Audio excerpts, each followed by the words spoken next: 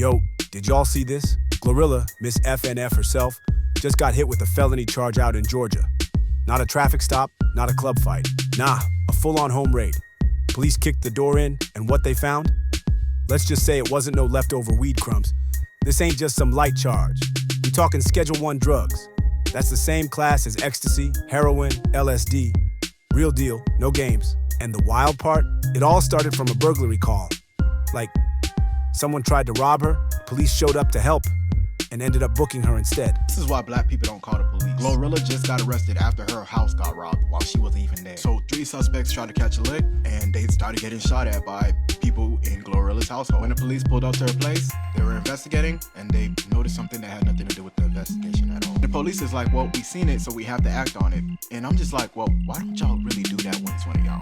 So now GloRilla's facing felony possession of a Schedule 1 drug, which is just marijuana. So how the hell did it spiral like that? What's the real story behind this raid? And most important, is GloRilla finished before she even hit her peak? Stay locked in, because we got the full breakdown. From the raid, the arrest, her past run-ins, to how this could flip her whole career upside down. This is the GloRilla situation, fully unpacked. All right, let's rewind to July 20th, 2025. Police were called out to a property in Stone Mountain, Georgia, tied to GloRilla. The reason? A reported burglary in progress. Now, usually when cops pull up for that, they're trying to catch the suspect. But when they showed up, things took a hard left. Sources say the officers entered the home either to secure the scene or investigate damage. And while inside, they spotted weed out in the open. That led to a full-on search. What did they find? Enough marijuana to hit felony-level possession. A Schedule 1 controlled substance, not yet confirmed to the public. Some speculate pills or Molly. Bruh. That ain't I forgot my blunt on the table energy. That's you got whole stashes sitting out energy. The details of the arrest were not clear. So then GloRilla's attorney, Drew Finland, released a statement. So he sent the statement to us and he says, the arrest of Gloria Woods is a disturbing window into how warped law enforcement priorities have become. Ms. Woods was out of town when her residence became a target for a group of home invaders who most likely knew she wasn't there. What they didn't know was that she had family staying with her and her family. She turned herself in 2 days later, on July 22nd, and was booked on 2 charges. Felony possession of marijuana and felony possession of a Schedule 1 substance. Bail, $22,260, which, yeah, ain't nothing to a signed artist, but the charge is still heavy. And let's be real, anytime your name hits the system with Schedule 1 felony next to it, your freedom, your brand, your bag, all of it on the line. They were traumatized by the violent interests of this group who grabbed high-value jewelry before taking off once they realized she wasn't home, or the home wasn't vacant. When her family members did the right thing, they called the law enforcement, called police. Instead of investigating the violent home invasion and theft of Miss Woods, they instead sought a search warrant when they spotted what they believed was a small amount of marijuana. Law enforcement then sought an arrest warrant for her, even though she hadn't been home for some time. No arrest warrants have been issued for the violent home invaders. Mrs. Woods is a victim, not a suspect. This is our tax dollars at work. Absolutely unbelievable. Before we dive deeper into the fallout, let's talk about who GloRilla really is and how she went from Memphis local to global chart shaker in less than 2 years. Born Gloria Hallelujah Woods. Yeah, her real middle name is actually Hallelujah. She came up in North Memphis, the type of place that either builds you or breaks you. She wasn't some industry plant. She was raw, unpolished, and loud in the best way. When she dropped FNF, Let's Go, with Hit Kid in 2022, the internet exploded. That beat, nasty. Her voice, gravel and Memphis sauce. Her attitude, whole movement, it was more than just a summer banger. It became the anthem for girls everywhere ditching toxic dudes and stepping outside loud. Next thing you know, Yo Gotti signs her to CMG. Millions on the table. Features with Cardi B, BET Awards, Coachella. Let me get this straight. Somebody broke into GloRilla house while she was not there, while she was in fact not even in the state. The family who she had house sitting calls the police. The police arrive and they smell herb. They see herb in plain sight. GloRilla is not in the home. Again, GloRilla's not in the state. But because it's her home, they issue an arrest warrant for GloRilla? I'm so confused. She ain't even there. It's not in her possession. Why wouldn't the people who are physically in the home be at the time they smelled and saw the herb? Why wouldn't they be arrested? So they said it was about an ounce of bud and a controlled substance. I don't think they said what the other controlled substance was. We don't know, but I'm just saying that don't even really make a whole lot of sense to me, or maybe I'm just not as versed on the law because she wasn't home or in the state. Their house sitting for her. That you smell the herb, so it's burning, so they in the house smoking the herb. She ain't there and she still gotta go to jail. I would hate to be a celebrity. Just give me the money. That glow up was fast, and she played it smart. Well, mostly, until now. Because see, this arrest ain't coming out of nowhere. This ain't her first time making headlines for the wrong reasons. Back in April 2024, Glow got pulled over in Gwinnett County, Georgia. DUI, allegedly driving reckless, failed the field sobriety test, and was taken in. No felonies that time, just a DUI and a few citations. But it painted a picture of someone who might be moving a little too wild for where she's at now. And let's not forget that 2023 concert incident.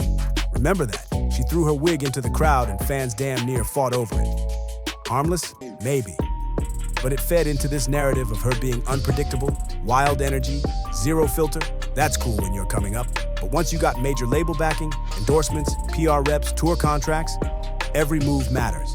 Well guys, in case you missed it, GloRilla is in some legal trouble. She got arrested on Tuesday for drug possession. All of this started on Saturday, July 20th, when GloRilla's home got broken into. 3 suspects entered GloRilla's home around 1:30 a.m. on Saturday, and then someone within the home started shooting, and so the 3 suspects fled away and no injuries were reported. Now GloRilla was not home at the time, so we know it was not her doing the shooting, but we do know that the police somehow ended up at GloRilla's home. We don't know how they got there, so we don't know if someone within the home called, we don't know if a neighbor called, if maybe an alarm system was activated, who knows. Basically, the police got to GloRilla's home and they started sniffing around and they were like, yeah, it's a little loud in here. And they got a search warrant to search GloRilla's home and they said that they found a significant amount of marijuana just in plain view of the closet. She turned herself in to Forsyth County Jail on Tuesday and then she posted a $22,260 bond and walked away the same day. She's being charged with possession of controlled substance and possession of marijuana over an ounce. These are both felonies. Also, if you remember, this is not the first time GloRilla has been arrested in Georgia. She was arrested back in April 2024 on DUI charges after making a U-turn at a red light and then a cop pulled her over and was like, yeah girl, you're drunk. But I'll keep an eye on this one. We don't have a ton of details right now. I'm not a lawyer. I don't know if she's facing time. I don't know if it'll be a community service slap on the wrist type thing, but I'll keep you posted. And here's the kicker. Glow always rapped like she was with the shits, like she wasn't afraid of nobody or nothing. But the truth is, when you're on a major label, in the spotlight, rapping don't hit the same once law enforcement gets involved. Now it's not just bars, it's evidence. So when cops found drugs in her crib, people started asking, was she really moving reckless? Or was she just caught up? Because let's be honest, ain't no way a superstar like her needs to be personally holding drugs. That's what friends and runners are for. So the fact it was in her name, in her spot, under her roof, that's either careless or calculated. And now the fans, they're split. Some are yelling "Free Big Glow" like it's a rally cry. They see her as the underdog getting played by the system. Others, not so forgiving, they saying she's throwing away everything she worked for. And here's the thing, this could have all been avoided. She got too much to lose, too many eyes on her, and too many zeros behind her name to be out here moving like she's still in the trap. But maybe that's the problem. Maybe she never left the trap. The minute word broke that GloRilla had been arrested, the internet did what it always does, lost its damn mind. First came the mugshot. Eyes low, lips pressed like she wasn't even surprised. That image hit the blogs in under 5 minutes. The Shade Room, No Jumper, Academics, every single page ran it back to back. Fans reposted it like it was a mixtape cover. Some people were shocked, others, not so much. One person tweeted, "She looked like she just woke up from a nap and remembered she was famous." Another said, "That mugshot harder than half the album covers this year." But then it got serious. People started asking real questions, like, why was she even there when she got that much to lose? Or, where's her team, her manager, her people? And that's the part that stings. Because from the outside, it looked like nobody stepped in to protect her from herself. Not the label, not security, not even her so-called day ones. And Glow, silent. No tweets, no IG lives, no Notes app apology, just radio silence, which in 2025 might as well be an admission of guilt. But her fans, they weren't staying quiet. The free Glo tweets came in waves.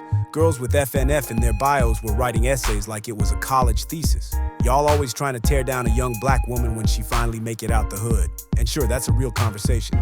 The system absolutely be targeting successful black artists. But at the same time, this ain't just about the system. This is about choices. Because when you're sitting on billboard plaques and festival headliners, being reckless ain't just personal, it's public. And the hate, oh, it came loud. Some people went straight disrespectful, calling her GloRilla Glizzy, saying she got caught with jungle juice and trap candy, talking about she out here moving like she's still selling mixed CDs out the trunk. One tweet went viral. This why Cardi don't be around her like that no more. That one cut deep because people been watching her circle, watching how fast she rose and how fast some people distanced themselves, especially industry names. Artists who once reposted her clips were now suspiciously quiet. No support, no defense, just ghosts. Meanwhile, her haters, oh, they celebrated like it was a championship, saying she was a one-hit wonder anyway, that she let fame get to her head, that the streets raised her, and the streets gon' finish her. But here's the thing, GloRilla never claimed to be squeaky clean. Her whole brand was built on being wild, loud, and untamed. So when she got caught up, some fans didn't see it as shocking. They saw it as expected. The real question now is, can she spin this? Can she turn a felony case into a comeback story? Or is this just another headline in the long list of rappers who flew too close to the sun? And with the court date creeping up, the internet's already placing bets. Will she beat the charges? Will she drop a new track from house arrest? Will she even speak on it at all?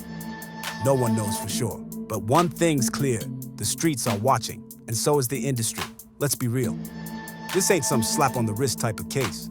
GloRilla's staring down 2 felony charges. And the way Georgia law works, they don't play soft with artists just because they got fans and plaques. Let's start with the basics. First charge, felony possession of marijuana. That means it wasn't a little dime bag. This had to be over an ounce, maybe way more. In Georgia, once it crosses that line, it's not about personal use anymore. Now it's intent to distribute territory, even if she wasn't selling it. Second charge, that's the one that's got people nervous.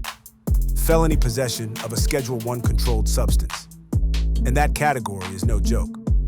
We talking MDMA, ecstasy, LSD, certain designer drugs, substances that carry serious penalties even on a first offense. Now here's what that actually means. If convicted on both, she could be looking at multiple years behind bars. No house arrest, no slap on the wrist. This ain't LA, this is Georgia. Conservative courts, harsh sentencing, especially for repeat offenders or public figures who should know better. Even if she beats the charges or pleads down, it still leaves a stain. That felony stays on her record unless expunged, which in the South, good luck with that. Labels look at that. Sponsors walk away from that. Even travel gets limited. You ever tried getting a visa to Europe with a fresh felony? Good luck headlining any overseas festivals after that. And let's not act like the rap game is separate from the legal system. We've seen this play out too many times. Bobby Shmurda lost 6 years of his career. Gunna got wrapped up in RICO and had to take a plea just to get back outside. Youngboy been in and out of house arrest like it's Airbnb. Every time, the same pattern. Label support slows down, endorsements dry up. People stop returning calls. And if you're not already in that top tier of protected artists, you get left behind. GloRilla is at a crossroads, because before this, she was on fire. Touring, headlining, being called the next big thing out the South. Now, she might not even be able to leave the state without court permission. And let's not forget, judges watch social media now. Lyrics, tweets, interviews, all of it can be used in court. So if she's ever joked about drugs, ever posted with something suspicious in the background, that could be evidence. They're not playing fair. They never were. But if you make it easy for them, they don't have to. So now, her entire future depends on a few things: who her lawyer is, whether the evidence holds up, and if she's willing to clean up her image before trial. Because if she shows up to court like this is a music video shoot, game over. But if she tightens her circle, keeps quiet, and lets the legal team work, maybe, just maybe, she can walk out with her freedom and her career still intact. But that clock is ticking, fast. So now we're here, a rising star caught in a storm. Felony charges, a career on hold, fans divided, industry watching in silence. GloRilla's next move could be the one that defines her forever. She can stay quiet, let the headlines shape her story, or she can flip the script, take accountability, show growth, reclaim her power. Because fame is fast, but reputation, that sticks. And right now, hers is hanging by a thread. This ain't about whether she's guilty or innocent. It's about what happens next. It's about whether she still has the hunger to fight. Not just in the booth, but in real life. In courtrooms, in contracts, in conversations that happen behind closed doors. Does GloRilla fall into the trap that caught so many before her? Or does she rise, sharper, smarter, and louder than ever? That's the question. And we're all watching for the answer. Now I want to hear from you. Do you think GloRilla can bounce back from this? Was she just caught slipping? Or is this part of a deeper issue? And if she beats the charges, should the industry still stand behind her or move on? Drop your thoughts in the comments. I'm reading everything. And don't forget to hit that like button if you're rocking with the breakdown, subscribe for more deep dives, and tap that bell so you never miss the tea. This has been a wild one. But trust me, the next story's already brewing. See you on the next one. Stay sharp, stay watching.